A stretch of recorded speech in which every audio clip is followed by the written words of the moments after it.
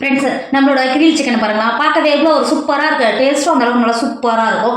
Chicken பார்த்தீங்கன்னா அந்த அளவுக்கு நல்லா பஞ்சு போல் சாஃப்டாக வெந்திருக்கும். இங்கே பாருங்கள், நல்லா புதினாவோட வாசனையில் பச்சை மிளகாலாம் சேர்த்து பண்ணதுனால காரம் சாரமாக புளிப்பு அந்த அளவுக்கு டேஸ்ட்டு சூப்பராக இருக்கும். நம்ம கிரில் ஓவனும் எதுவுமே கிடையாது. ஆனால் கிரில் சிக்கன் இங்கே பாருங்கள் எந்த அளவுக்கு நல்லா சூப்பராக பஞ்சு போல் வந்து வந்துருக்கு பார்த்தீங்களா. இன்றைக்கி நம்ம கிரிலே இல்லாமல் கிரில் சிக்கன் தான் செய்ய போகிறோம். எப்படி செய்யலான்னு பார்க்கலாமா? Hi friends, welcome to Kerala சமையல். கேரளா சமையல் கிரில் சிக்கன் தான் செய்ய போகிறோம். வாங்க எப்படி செய்யலான்னு பார்க்கலாம். மசாலா ரெடி பண்ணுறதுக்கு இப்போ ஒரு மிக்சர் எடுத்துக்கோங்க. நான் 6 பச்சை மிளகாய் எடுத்து வச்சிருக்கேன். இப்போ உள்ள சேர்த்து கொடுத்துக்கோங்க. உங்களுக்கு காரத்துக்கு பச்சை மிளகாய் மட்டும்தான் சேர்க்க போகிறோம், வேற எதுவும் சேர்க்க போகிறது கிடையாது. உங்கள் காரத்துக்கு அனுசரித்து சேர்த்து கொடுத்துக்கோங்க. அது கூடவே ஒரு துண்டு இஞ்சியை தோல் நீக்கிட்டு எடுத்து வச்சிருக்கேன். இப்போ உள்ள சேர்த்து கொடுத்துக்கோங்க. அது கூடவே 6-7 சின்ன வெங்காயத்தை தோல் நீக்கிட்டு எடுத்து வச்சிருக்கேன். இப்போ உள்ள சேர்த்து கொடுத்துக்கோங்க.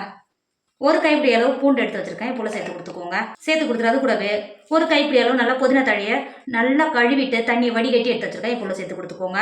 அது கூடவே ஒரு கைப்பிடி அளவு மல்லித்தழையை எடுத்து வச்சிருக்கேன். இப்போ உள்ள சேர்த்து கொடுத்துக்கோங்க. சேர்த்து கொடுத்துட்டு ஒரு 2 டேபிள் ஸ்பூன் தண்ணி சேர்த்துக்கோங்க. தண்ணி சேர்த்துட்டு மிக்ஸி மூடி போட்டு மூடி நல்லா அரைச்சி எடுத்துக்கோங்க. நம்ம அரைச்சி எடுத்த மசாலா இந்த அளவுக்கு இருக்கணும். இங்கே பார்த்தீங்களா, எந்த அளவுக்கு நல்லா அரைச்சி வந்துருக்கு பாருங்க, இந்த அளவுக்கு இருக்கணும். இப்போ ஒரு பவுல் வச்சுக்கோங்க. நம்ம அரைச்சி எடுத்து வந்த மசாலாவை பவுலில் சேர்த்துக்கோங்க.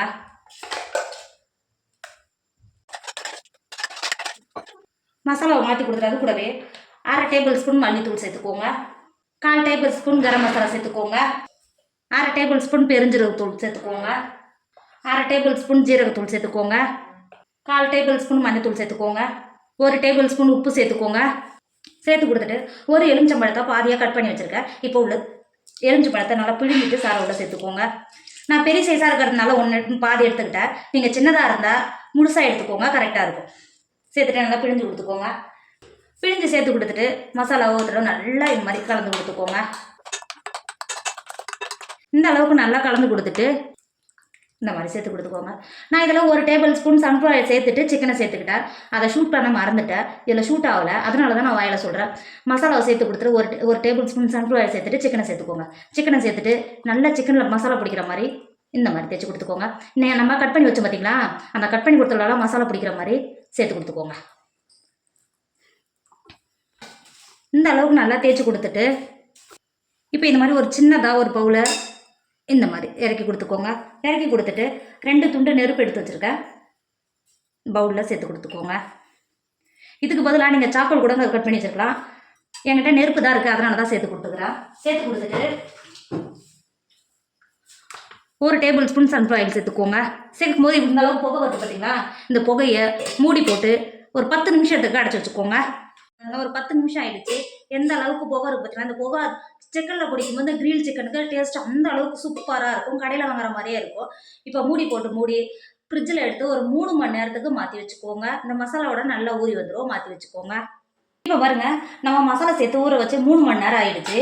இது திறக்கும் போது நல்லா கமன்னு வாசனை வரும். இப்போ நம்ம புகை வச்சு பார்த்தீங்களா, பாத்திரத்தை மாற்றிக்கோங்க. இப்போ பொரிக்கிறதுக்கு நம்ம கிரிலோ ஒன்றும் யூஸ் பண்ண போகிறது கிடையாது. நம்ம வீட்டில் இருக்கிற சாதா ஒரு தோசைக்கல்லோ இல்லை ஃபேனு இது மாதிரி ஒன்று எடுத்துக்கோங்க. நான் ஃப்ரை பேன் தான் ஒன்று எடுத்துருக்கேன். ஒரு 3 டேபிள் ஸ்பூன் எண்ணெய் சேர்த்துக்கோங்க. எண்ணெய் சேர்த்து எண்ணெய் நல்லா சூடாயிடுச்சு. நம்ம மசாலா தேய்ச்சி வச்சுருக்கோம்ல, அந்த சிக்கனை மசாலாவோட இறக்கி உள்ள சேர்த்துக்கோங்க. இருக்கிற இன்னொரு பீஸையும் இந்த மாதிரி சேர்த்து கொடுத்துக்கோங்க. நீங்கள் இந்த மாதிரி 2 பொரிக்கும் போது நீங்கள் 2 பீஸும் ஒன்றா வச்சு பொரிக்கும் போது ஒரு பீஸ் இந்த பக்கமும் ஒரு பீஸ் இந்த பக்கமும் இருக்கும்போது தான் 2 ஈவனாக வெந்து வரும். இப்போ அடுப்பால் ஓட்டியில் வச்சுக்கோங்க.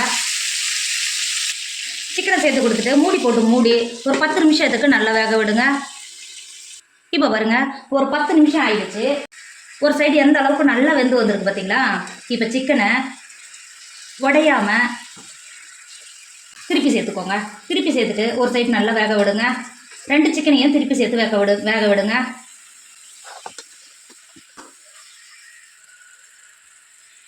இந்த அளவுக்கு திருப்பி சேர்த்துட்டு திரும்பவும் மூடி போட்டு சிக்கனை ஒரு 10 நிமிஷத்துக்கு நல்லா வேக விடுங்க. பாருங்க, 2 சைடு நல்லா 10 நிமிஷம் எந்த அளவுக்கு நல்லா வெந்து வந்திருக்கு பார்த்தீங்களா. அங்கே பாருங்க, இப்போ சிக்கனை வெளில எடுத்துக்கோங்க.